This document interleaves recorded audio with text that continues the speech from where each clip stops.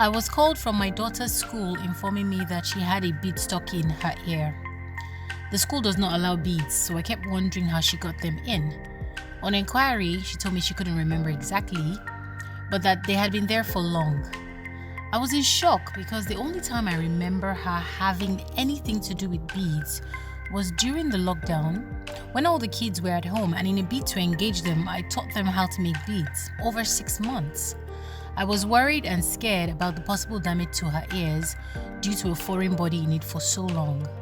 Strangely, my daughter wasn't feeling any pains or discomfort at the time, but I immediately whisked her to the ENT specialist. My heart fell when all attempts to get the bead out failed. It got to a point that the doctor said she may need to go under general anesthetics and possible surgery to get the bead out if all efforts failed. At this point, my daughter was in severe pains.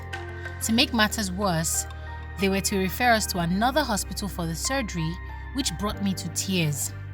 Another doctor saw us and just held my daughter and prayed for her, then told us that God would be glorified.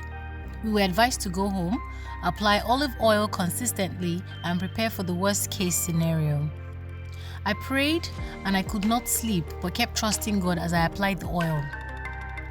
We went back to the hospital all prepared but hoping for the best. The ENT specialist screamed.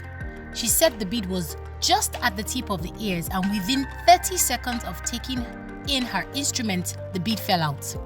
She further checked the ears for infection and found no major infection, but gave us eardrops only. I cannot thank God enough. He delivered my family. He does not fail.